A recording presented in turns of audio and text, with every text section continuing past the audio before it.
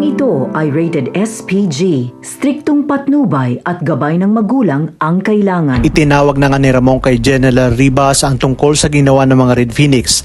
Kaya sinabi ni General na gagawin niya ang lahat upang mahanap ang mga traidor na Red Phoenix. Habang sa mansyon ng mga kabalyeros ay muntik-muntikan na sanang makita ni Tinding si David.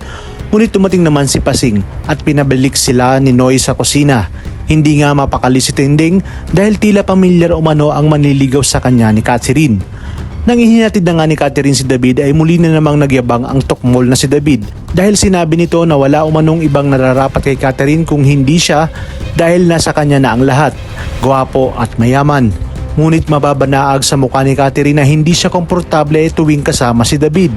Habang si Tanggol naman at Marites ay napag-usapan na kung bakit hinayaan ng kanyang nanay Tess ang harap-harapang pangluloko sa kanya ni Rigor. Ayon kay Tess, wala siyang magagawa dahil ayaw niyang tuluyan ng masira ang kanyang pamilya kapag iniwan nga siya nitong si Rigor.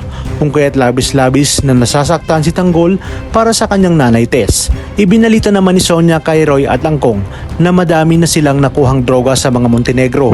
Agad namang ipinatawag ni Angkong si Lucio para sabihin na sumama sila sa pagdeliver ng droga sa kanilang kliyente para matutunan na rin nga ang kalakalan ng kanilang negosyo.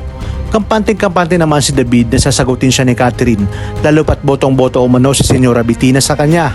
Ang hindi niya alam na sa oras na makita siya ni Tinding ay tapos na ang maliligayang araw niya. Galit na galit naman na sinabi ni Tanggol na kinakailangan niyang makausap si Rigor dahil sa ginawa nito sa kanyang nanay Tess. Todo pakiusap naman si Marites na huwag nang kausapin ni Tanggol ang kanyang tatay Rigor dahil malaking gulo umano ang mangyayari. Ngunit ayaw na talagang magpaawat ni Tanggol at ang mga dapat nating abangan.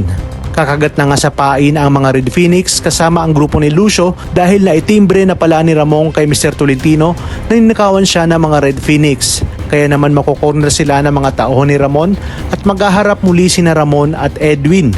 Habang si Tanggol naman ay hindi na nagpapigil sa kanyang emosyon at susuguri na nga niya si Rigor upang kumprontahin.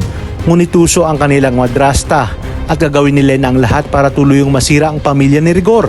Pag-aawayin niya lang naman ng malala sina Tanggol at Rigor hanggang sa tuluyan na ang palayasin ni Rigor si Marites, Santino at Tanggol sa kanyang pamamahay.